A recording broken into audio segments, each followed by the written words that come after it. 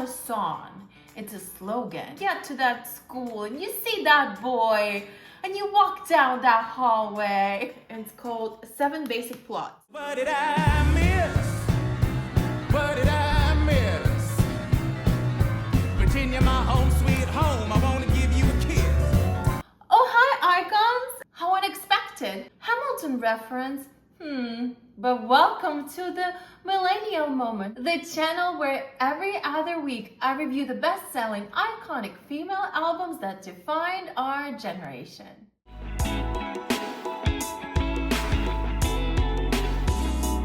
Oh, hi, icons! I decided to pop in here because I knew she wouldn't introduce me, but my name is Vicky and I'm Julia's better looking cousin. In this show, I am in charge of the segment where I take care of the best burn book entries, and I am the right person to do so because where I come from, 2001, burn books are so popular and I am the best person to do it.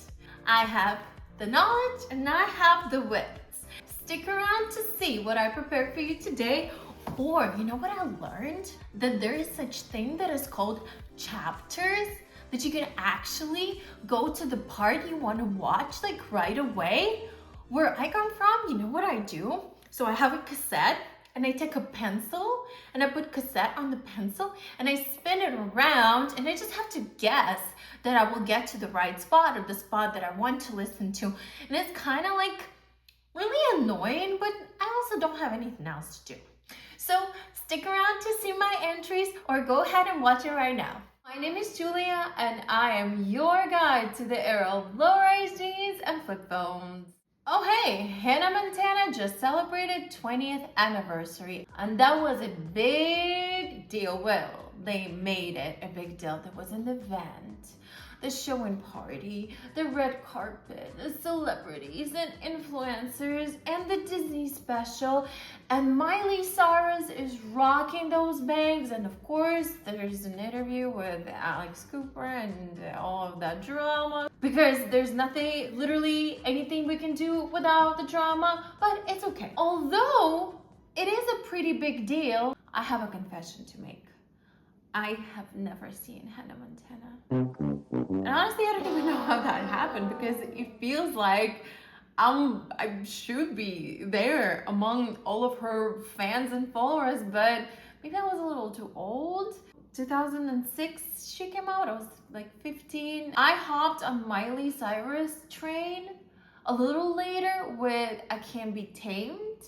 I can't be safe. I can't be blamed. But yeah, Hannah Montana is outside of the area of my expertise. So this time around, I will take a different approach. I'm an outsider looking in, and you guys have to tell me and correct me and fill all the gaps if you find that I'm missing something. And I'm actually very curious and excited to see because that will be literally the first time I'm listening to those songs and seeing those albums. So my big thesis for this album is, what did I miss? So what did I miss? What did I miss? There you go, here is the reference. But to my understanding, Hannah Montana soundtrack was basically a compilation of tracks from the TV show, like the first season or something. I'm not sure about that. Let me know. But I am just suspecting that it's just going to be a couple of fast-paced tracks, a bunch of catchy tunes, but was it though? Because it feels like there was a big machine behind those tunes and there is a business model. What if it was actually meticulously crafted, genre 2000s, like pop rock, engineered for world domination, and it kind of worked? That's the only album on my list that doesn't belong to a person but belongs to a fictional character. Not only one, not two, 3 albums. 3 albums. I'm gonna be here for a long time. It is big because it's 100 best-selling albums. It means you are in the same lineup with Lady Gaga and Rihanna and Beyonce and Madonna, and it's just a soundtrack album. It gotta be huge. So I'm just trying to comprehend. It looks easy taking a glance at the album cover. This pretty girl singing pretty easy songs, but they gotta be something bigger because of the achievements and the impact the album, the show, the character, the actress Miley Cyrus had on the entire generation. And we are going to dive into this. So today I need your help as we go track by track, uncovering the truth behind Hannah Montana masterpiece. Right now, at this point, I am going to refer you to my video about Hilary Duff because that's when and where I dive really deep into Disney pop making machine. We talked about the Disney blueprint, but I'll just remind you that Disney formula is the pop girl, pop album, relatable lyrics, and the maximum exposure. Keeping that in mind, we are taking and dissecting, looking under the microscope at Hannah Montana Volume 1. Let's call it that way so we don't get confused, because there will be a Volume 2 and there's also going to be a movie, and I actually just want to, because I want to do something different. I feel like I should watch the movie and like videotape some reactions. Anyway, besides the point. And now they have this perfect show and the perfect girl, and they can polish it to the perfection. So for example, if they had a trial with Hilary Duff and Lizzie, Hannah Montana could actually knock it out of the park. The show's whole premise is the regular girl can be an icon. That's the real concept they were pursuing in real life with those Disney girls, but you put it on the screen and it becomes this glamorous idea and it becomes a dream, and nothing is better than selling a dream, right? It was like a self-fulfilling prophecy. From my preliminary research, I found out that every song was attached to an episode, and every song they featured wasn't just there for a plot. It was like a commercial for the real album to drop. You know, sometimes those like showbiz masterminds, the stuff that they do, just mind-blowing. I am actually very excited and I cannot wait any longer. I feel like we should jump into our time machine and travel to the year of 2006 and learn about our album. Hannah Montana is the soundtrack album for the first season of the television series of the same name, released on October 24, 2006 by Walt Disney Records. The show itself premiered earlier that year and became an immediate commercial success. The soundtrack is primarily a pop rock record with additional influences from teen pop, pop rock, and country pop. The lyrical themes revolve largely around girl power, teen romance, and the double life that Cyrus's character lives on the show. The series theme song, The Best of Both Worlds, was released as the lead single on digital platforms and later as a CD single. Who Said was released as the second single. Although neither of the singles achieved notable chart success, they had a long-lasting effect and evolved into fan classics. During production of the first season of Hannah Montana, recording a soundtrack for it was a plausible plan for the future. However, with 5.4 million viewers of the pilot episode on March 24, 2006, the channel earned the highest ratings in its history at the time. The following month, it was reported that the soundtrack and Miley's debut studio album had both begun production. Hannah Montana received generally favorable reviews from music critics who appreciated its overall production. It debuted at number 1 on the US Billboard 200 with first week sales of 281,000 copies. In doing so, it became Miley Cyrus's first #1 album and the first television soundtrack to reach the top position on the chart. The record has since been certified triple platinum by the Recording Industry Association of America. The sound, the pop rock sound, like edgy enough to be cool, but yet you need to make sure your parents were okay for you to listen to that music. I literally said exactly the same about Hilary Duff's Metamorphosis. I'm glad I'm doing this albums like back to back, because I feel like that will be the best way for me to compare is not the right word, but follow the timeline. And I'm very meticulous about that. But anyway, without further ado, let's dive in. Starting with a lead track that needs no introduction. You get the best of both worlds. Chill it out, take it slow, then you rock out the show.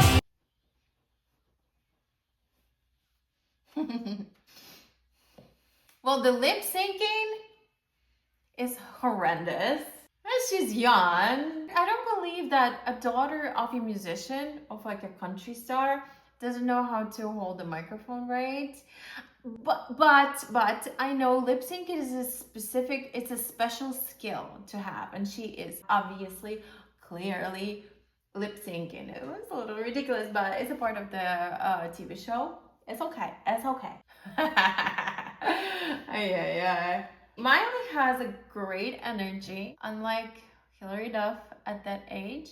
She's lip syncing, but she's moving, she's like giving the vibe, which I forgot to tell you that, of course, there was a tour. There is always a tour, and I don't know if you saw, but I'm rocking Miley Cyrus shirt. It's official merch from 2006. Of course not. I picked it up at Target yesterday. Just wanted to give a little flair, just to have big hair. Hannah Montana shirt, the scarf, you know. Oh, I'm trying to embrace my millennial moment. She's singing about limo. She's singing about the shoes in every color. She's been on stage. You're a star. This is the dream. It's very teenage maximalism. Like, I want to get everything or nothing. Disney creeps. I said, oh, don't worry, darling. You're going to get everything. You got the best of both worlds. Mix it all together and you know it's the best of both worlds. Another reference. A reference to my video. In my Britney's video, I have a little insert where Miley says that when she saw I'm a Slave for You, but basically in a nutshell, Miley when she was young, she needed to decide if she wanted to be a pop star or a stripper. And she said, watch the video, you will get the context. It makes sense in the context. But she said, why choose when you can be both? And I see where Miley gets that from. That's like really not foreshadowing, because, you know, Miley probably, she remembered those lines subconsciously. No, it's the best of both worlds. And later, when she's like a 30-year-old woman, this is like, oh, why choose when you can be both? That's literally where the message comes from. You can be normal and you can be special. You can be private and you can be famous. Yeah. Why choose when you can be both? The song is better without looking at that weird video and a whole bunch of lip syncing. So we are building our world. So imagine we're in this new TV show. We have this new girl and we need to know what's going on. And this song tells us, gives us all of our circumstances, how she's a small town girl right here. Like at school, nobody knows. So she goes to school, and I don't want to get into the details, but there is a lot given here. I can see how this, like the first episode, can be put in this song. Also, it's like very catchy. It's the best of both worlds. It's pretty cool. Very high energy, drums, kids singing, big crowds chanting. It's like best of both worlds, best of both worlds, best of both. It's like really easy. Could create this marketing, because when you come up with something catchy like that, you're gonna utilize it. It's not a song, it's a slogan. All right, I got it. So if this song is the slogan and the statement, doesn't mean that every other song that is going to follow it will explain how to live in this universe. I want to know. Let's see. So far, so good. Very strong start. Track 2 is a banger. Who said I can't be Superman? I say that I know I can. All right. That feels like the confidence. Yeah. This song is copy paste metamorphosis. For example, was that so yesterday? You can change your life if you want. You can do the thing if you want it. So it's the same thing. I can be anything I want. I can do anything I want. Here's the same thing. Who said? Remember the third part of our blueprint, relatable lyrics. Pop Girl Pop album relatable lyrics, and I think that is relatable slash empowering because you're talking to young girls, and number one message is like you have to be confident in your skin, you know, you're going through metamorphosis, lol. You're going through your changes and you're just trying to like navigate who you are, and number one message is like just be yourself. That's the one right there. You ain't seen nothing yet. Who said I can be Superman? I say that I know I can. That's a fun line. No limitations. Let them know your name. That's pretty good actually. But you're looking at yourself in the mirror, like doing the power posing, and I was like, who said? And then you're just like, I'm ready to rock the world, and you step outside, you get in your car and you roll the windows down and you get to that school and you see that boy and you walk down that hallway. Yeah, the confident boost to live a life, you need some confidence. Moreover, when you live a double life, you need double that confidence. Now I'm going to start my days with playing Who Said or like big shows when I need a confident boost, which I actually do have performance coming up this Saturday. I'm gonna be singing in the Six, Not the 6, they call it Six, the musical. Yeah, before I go on stage, I'll play some Hannah Montana. That was gonna be hilarious. Moving on to track number 3. Whose dreams came true, but underneath it all, I'm just like you. Those are simple melodies, but they're so catchy. Everything I've always wanted. Easy to pick up too. I'm not joking. This is the first time I'm hearing those. Everything I've always wanted. I mean, I'm doing my little things it's just like a bad habit at this point, but yeah, everything I've always wanted. So first of all, she brings you, right? Just like you. So what you see, you speaking directly to the audience, or it could be a character in the TV series, but for us as listeners, she's talking to us. So she's bringing the audiences in. She is inviting us into her world. Again, this is like a marketing 101, making those audiences feel special, invited to the world, hence you're buying her merch. Look at me. I did it. And all of that minimizes the distance between the audience and celebrity. Hannah Montana said that you're just like me. Kind of like makes her your hypothetical best friend. I'm speaking from a perspective of a 16, 14, 13 like tweens. It's a part of a tween machine.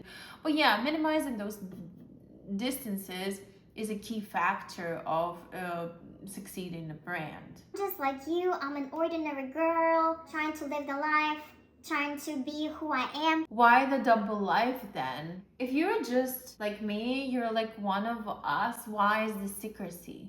You know, so it's a little contradicting. It's a little contradicting. She's contradicting herself. She's living this double life. Oh, don't worry, I'm just like you. Obviously not, because you have double life. The whole fantasy is that she's special, but she's trying to convince us that she's one of us.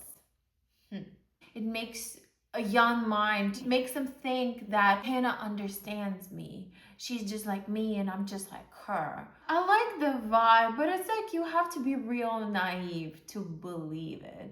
From the perspective of an artist, an actress, me sitting here in front of you is slightly different from who I am in real life when the camera is not on. I remember the days when you go to a theater and you spend half of the day warming up, get a mic, to get in the makeup, get in your costume, you do the show and there are audiences, thousands of people in the crowd, and then you just like come home, the show is over, the lights are off, the curtains are down.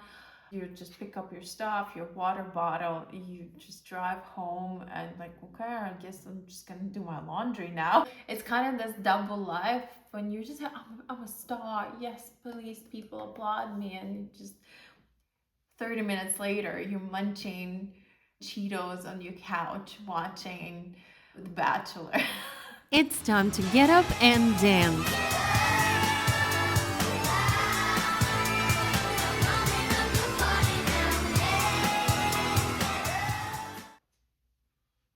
Pumping Up the Party was written by the same guy who penned hits for High School Musical.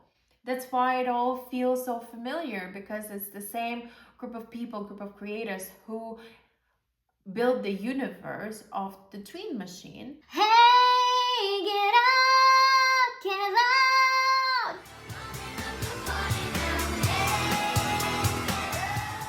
Plural. There used to be you, now it's we.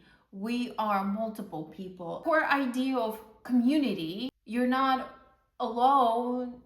It's more of us, like-minded people. Helps with idea of belonging and the idea of, shared values, shared identities, like shared reference points and experiences. Disney is continuing building the picture like, oh, come be part of us. Manufacturing the idea that you were invited to a party. Yay, come party with us. We're cool people. And if you buy this album, you're just gonna be one of us. My friends, my kind, no one's getting left behind. We don't have to paint by numbers. Those kids that they sell, what's wrong with them? There's nothing wrong with painted by numbers. I think it's a very common hobby for the millennials these days. So don't throw shade, Miley. This song is just trying to create a moment. If there were TikTok dances, TikTok back in the days, this song would go viral, right? So she was creating a moment, she was being the moment, and also she was trying to create a party anthem. But Miley was foreshadowing. I feel like she got to the point when she created a lot of party anthems and party bangers. That's her entire album. Miley, I know where it's all coming from. She had this seed put in her head, and then it grew and flourished, and that's how we got "We Can't Stop, We Won't Stop." This is a da-da-da-da. I don't remember all the words. We can't stop. We won't stop. I used to love this song because even though like half of the lyrics I don't relate. So I'm a good girl. But it's just a fun song too. Especially, I don't know, do I have to like bleep those words? Like people... there is a line in the bathroom to do a line in the bathroom. Okay, Miley. Start pumping up the party now. This is the song when you turn your regular viewers, listeners into hardcore fans. Finally, we're bringing a boy in. We were a movie. You'd be the right guy, and I'd be the best friend. You fall in love with in the end. The thing is, like, all those songs sound a little similar. They all start kind of the same. I don't particularly like hate it and say that it's like a bad thing. Like, every song should start differently. That's absolutely like objectively not true. But I feel like they're just going like back to back, missing some diversity, some range. This one, if we were a movie, sounds like it could be a romantic, like a love song, but it already starts.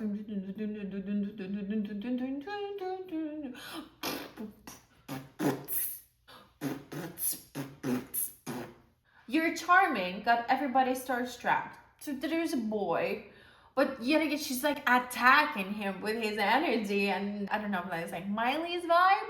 She does have a lot of personality, a lot of energy. Or is it Miley or Hannah Montana, like producers, where it's like, we need those high-paced tracks again and again. Like if you take it easy on percussion, drums would be a pretty, what's the word I'm looking for? More soulful. Too much of like attack. Very forward. If you were a movie, you'd be the right guy, and I'd be the best friend that you fall in love with. Like it could be a little softer. It's like, if we were a movie, you'd be the right guy. I'm just giving an idea, but it's like she has to sing that way because there's this fucking, the instruments are just playing and they don't stop. Chill. Let's take it easy. Let's take it easy. I don't need my acting coaches anymore. I need music producers and sound engineers. Like you need to feel the vibe of the song. Love imagined through a script. She sees it as like, if it was scripted, it was a movie, we would work out because reality is often heartbreaking. In the movie, everything would be perfect, but in reality is pretty, I don't know, boring and like disappointed. So she's romanticizing the relationship. That's why people escape in arts like books and movies, TV shows, like binge watching. It's just because the reality is pretty boring. Unfortunately, that's just the way it is. I'll be your best friend that you fall in love with. Very common, you know, you want someone to see you differently. That reminds me of, you know, Taylor Swift, You Belong With Me, when you're like, you have a best friend, and a whole bunch of 90s, 2000s rom-coms where you have a boy and a girl and they're friends and they develop relationship into romantic. It's very common. Similar here, the subject of unrequired? What's that word? Unrequired? Unrequited. Unrequited. I don't know. Oh my gosh, I got like a little stroke right now. Feeling of being overlooked. All of that is described in the song. Such a specific teenage experience, you expect someone to see you differently. And there is this theme that's like, choruses are the reality. Like he's gonna come and tell you about the girl that he likes when, no, the other way around. The verses are reality when she's just a friend, and choruses are this fantasy. That's a little sad, you know? Wish I could tell you there's a twist, some kind of hero in disguise. She's saying like, I'm hoping, but nothing like happened yet. This line is a little sad. Suddenly, it feels really real with this twist. The song makes me think that we're living in this big fantasy, but even in the heart of a fantasy, the feelings are real. This song, If We Were a Movie, became a fan favorite for the vulnerability. Yeah, it's timeless favorite. Movie-like romance continues to strike a chord with the listeners even years after its release. Not skipping a beat, track 6, I Got Nerve. When life gets bad, it's everything I see, every part of me. Gonna get what I deserve. I got nerve. Right from the top, like, we haven't met, and that's okay, because you will be asking for me one day. A hello attitude. It's very similar. It reminds me of Who Says, the confidence song. Electrified, cause I'm on wire, getting together on a fire. What I said, you heard. Don't close your mind. There's another you, but this you feels different. It feels like she is responding to the haters and the critics, because this is not a nice talk. It's more like calling someone out and proving someone wrong. It feels different from the songs what's that another you song? Just Like You. You person in the song is different from Just Like You. She's definitely rebellious, no question about that. This rebellion feels very like guided and guarded. We know there is a huge machine, group of people, team of people that is behind her. Miley and Hannah, you're gonna go crazy, but like not too crazy, right? And again, Miley Cyrus is foreshadowing her moment or taking inspiration for her real life, because the real rebellion is yet to come. I am super excited for this one.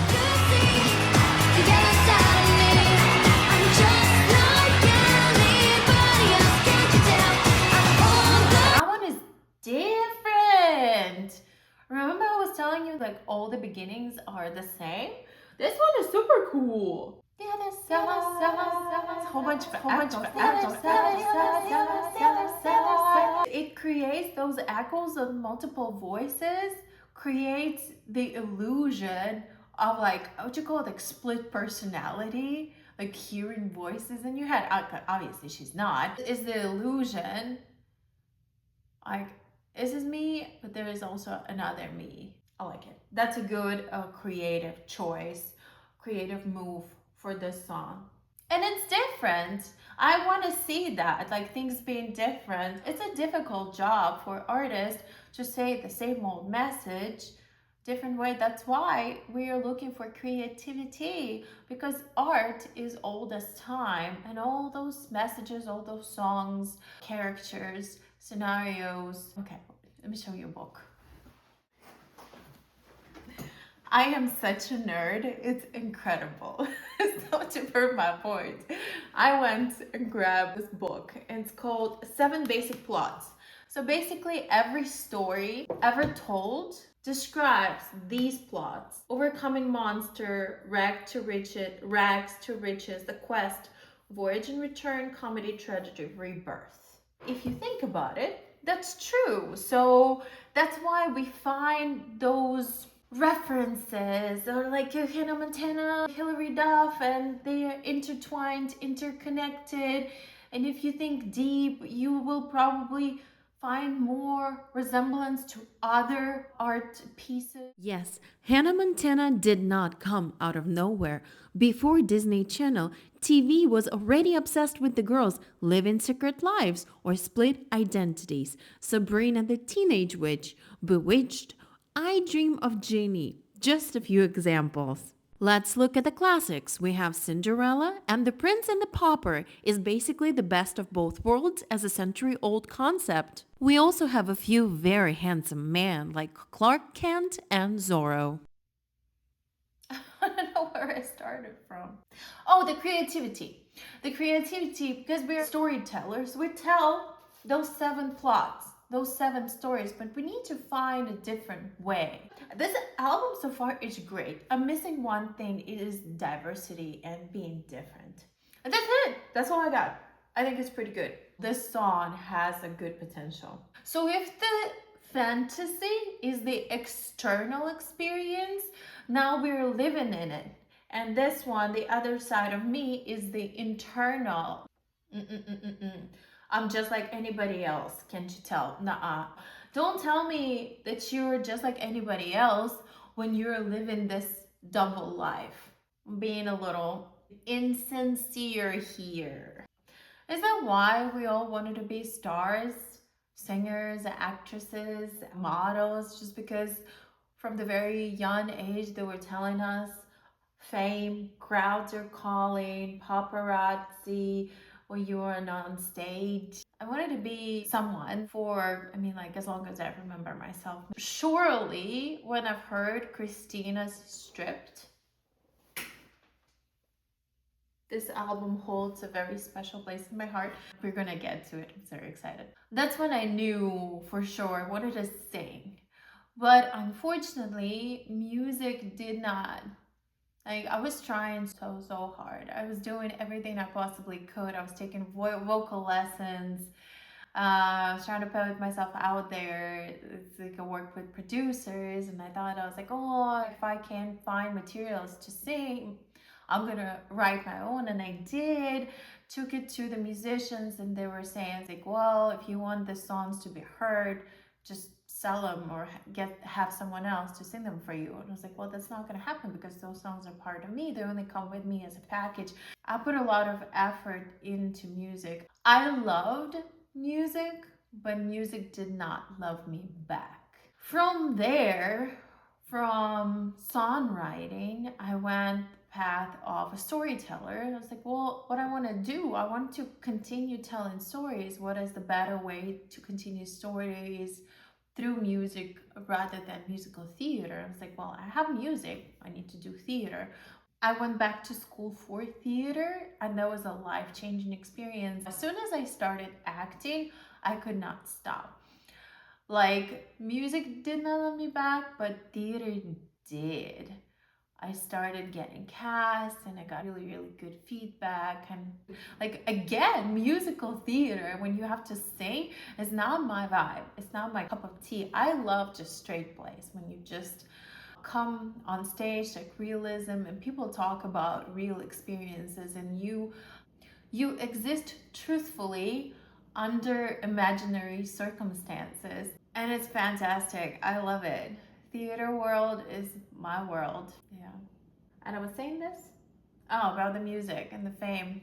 If the question is like, would I sell my soul to become famous and popular? The answer is absolutely not. If I can be an artist and still do what I want to do, be moderately successful, and be paid to live a comfortable life, I'm all for it. The song feels upbeat, but there's a lot of like secret messages, hints that it's not that perfect about her, that she has to hide, she's got to be a chameleon. She wishes she would show this side of her, but she can't because of the secrecy. This tension builds the entire series. You get everything, but you have to hide a part of yourself. This is where the concept starts to crack a little bit, and I think that's like theater terms inciting incident. When all the things start moving and the plot develops, that's the thing that pushes the boulder down the hill. All right, we are halfway through the album. Let's recap a little bit. So we have the fantasy, we have this big dream, we got the confidence, we got the connection with the fan base, we got the feelings, and now we know that it's not that perfect, right? There are downsides to this. Another Hannah Montana Classics.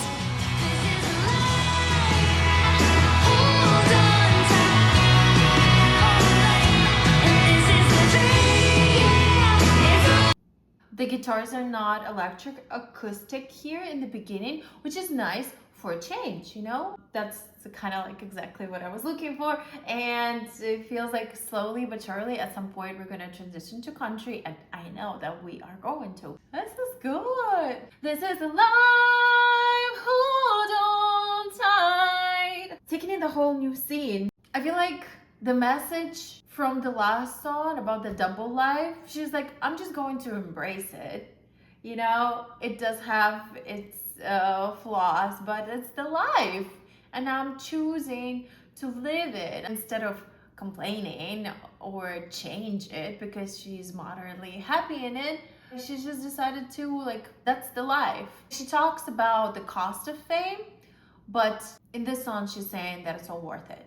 And the contrast is the key. How we went from, you know, questioning things and saying like, oh, maybe it's not the way for me. And this song is like, oh, hell yeah, this is my way. And the tone of this is very celebratory. And confident, little attitude, but like a good attitude.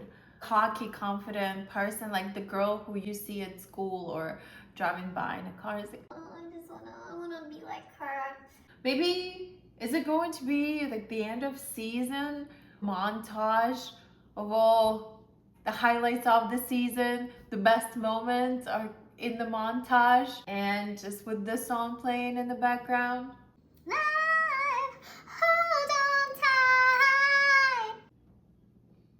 I am going to add this song to my playlist. This is pretty good. It is pretty good. I'm actually surprised, like happily. I was very disappointed with why did I say this? Spoiled it. Not supposed to spoil stuff. Go watch my Hilary Duff video. But no, this is good. This is so good. I feel like my cheeks are tired from smiling. She's changing her sound too. In the bridge, right here, she's saying the same thing. This is a life, hold on tight. This is a dream is all I need. She's breathy. It's good. It means that she has the understanding of what's going on. Is all I need. Is all. All. Like you're convincing someone. Like my objective is I'm just gonna throw something out there. I don't think it's like 100% correct, but I'm grabbing something top of my mind. My objective is I want you to see me who I am, right? Which is not a very strong objective. It's all I need. All. It's very gentle. It's like I want to convince you, like charm, soothe you. Like soothe you. Take me who I am. Because that's okay. That's all I need. I don't know, I feel like my brain's about to explode while I'm doing it. 100% improv, on camera, unlimited time. I understand like why she's going for a softer tone here, unlike other individuals. I guess all of that, my quick script analysis was done to just prove the point of my previous work. But okay, we're gonna move on. We are moving on to the block that is called the supporting cast or ensemble in theater terms. The album isn't just 8 Hannah Montana songs. Tracks 9 through 12 are from the other artists, and they work as this massive cross-promotional tool. All these artists were part of the same twin pop world, and putting them on this album exposed them to Hannah Montana's huge audience, and it exposed us to them. We have Pop Princess by the Click 5. Pop princess, hold my hand. Pop princess, I'm a fan. She's No You by Jesse McCartney. She's no you. She's no you. Find Yourself in You by Everlife. Don't let anybody tell you who you are. And Shining Star by B5. No matter who you are, shine bright to see what you can truly be. And now, last but not least, track 13, I Learned From You, featuring Billy Ray Cyrus. The reasons you keep on believing.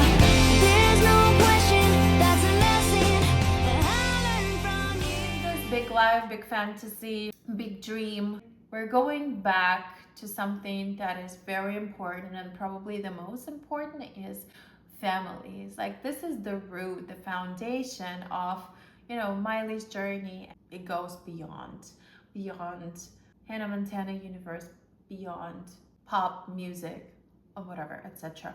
Go and do big things, but you come back home to your, parents, your children, your spouse.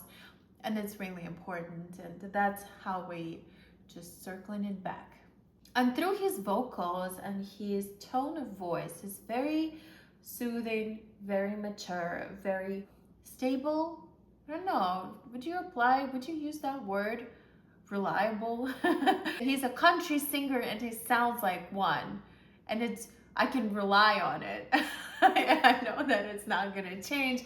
And it brings the core idea of guidance and support. And it's also grounding, like being grounded in the roots For Miley, it's her dad. For Hannah Montana, the roots, country music. You know, it's nice, and probably it sends a message to those young girls, like, when you go out there in the big world and you do your thing, come back home. You know, this is where you find your support system. I love that line. I learned the strength is something you choose. That's very deep, very thoughtful. I like it. I learned from you that I do not crumble. I learned that strength is something you choose. If you're enjoying this trip down the memory lane and you want to see more of the deep dives into the music that defined our girlyhood, make sure to give this video a like and subscribe to my channel. And let me know in the comments which Hannah Montana song is your absolute favorite. Well, the song is like a bridge between Hannah Montana and Miley Cyrus because she brings her real-life dad. By having Billy Ray Cyrus on this track, it's kind of like the acknowledgement of the music family, and she uses it to add the real emotional weight. The sound of the song, those acoustic guitars, is very soft country pop ballad, completely moves away. It's a complete shift from the beginning where we started, the pop rock and like heavy drums. Feels so sincere, it feels so emotional, and I feel like ending the album on this song was a deliberate choice, 100%. It reminds the audience that behind the wig and the glitter and the glams, there is a real person and there is a real girl. The girl wasn't only, you know, like pretty, she was also very talented, and she comes from a talent family, borderline nepotism or not, because I think I consider Miley being a talented vocalist, and I think all her credit, her achievements and success, she deserves it, and she actually deserves more because she's been flopping lately. And I wish her the best of luck, and I want to hear from her again, like a good old Miley, not the crazy one. I think like Malibu was pretty good, something like that. I don't know. That's, again, it's not the point. I'm just thinking. But yeah, Miley is very talented and she deserves the fame and the credit. Yeah, and with that, we are going to wrap it up. Oh my goodness. It's still going. Oh no, it does not want me to stop. So good. Stop. But yeah, very impressed. Now I look forward to, I thought that reviewing 3 of them is gonna be a drag, but we're up to a good start. And I think I've seen a movie long time ago, but let's draw a conclusion. So was this album a work of genius? Maybe. Before I started listening to the songs and looking into the lyrics, I would say no. But you saw me.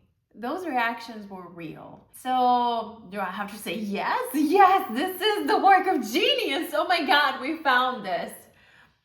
I don't know, but maybe.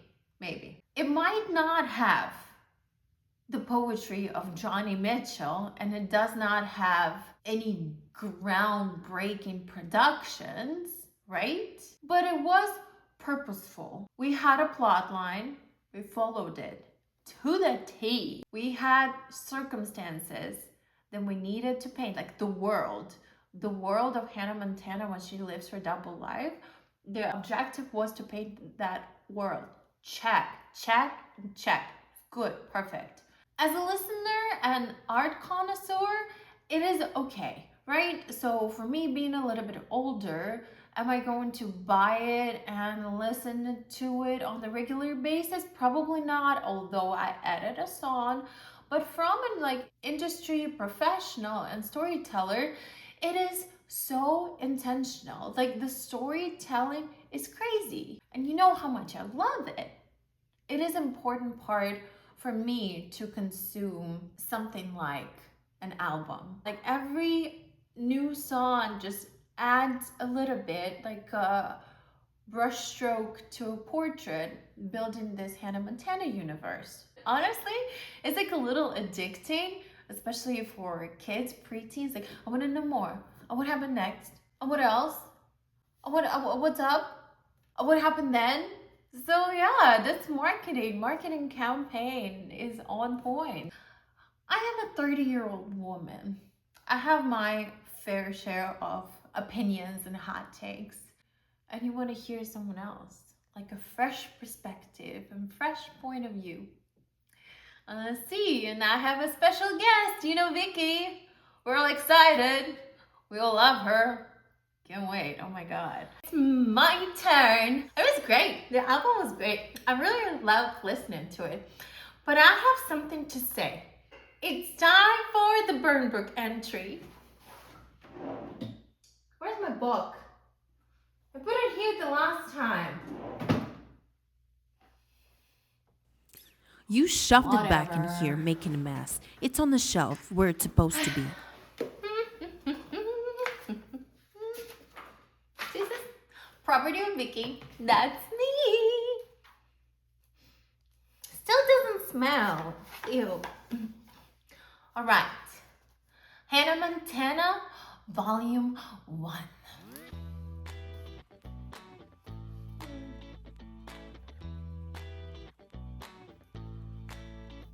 Identity crisis with the wig. Are we expected to believe no one recognized her? Her secret identity is literally just the bangs.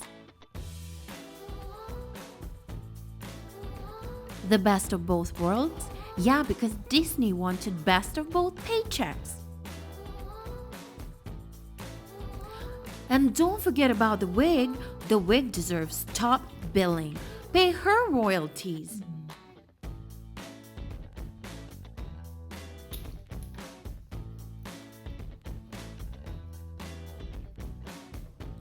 Poor Miley Cyrus, carrying 2 careers on one vocal cord. You can hear her trying to break free, but the wig said, not today. All right. Perfect. Complete. I guess I will see you next time. Put the book back on the shelf. You're so annoying. Thank you, Vicky. I hope you didn't ruin it for me because I've been trying so hard to be nice here. It was an album that understood its audience perfectly, giving them themes of empowerment, relatability, and fantasy with an irresistible radio-ready polish. It sold a dream, and with the dream came the record. It seems the secret to its genius wasn't just in the music. Disney does it again. It was the blueprint. They cracked the code, a perfect fusion of television, music, and the universe building that turned the show into a global phenomenon. It was, in every sense of the phrase, the best of both worlds. But that's just my take, looking in from the outside. And now I need you to tell me, what did I miss? Thank you everyone for tuning in today. I had a blast as always. So please give this video a like, and up until next time, stay iconic.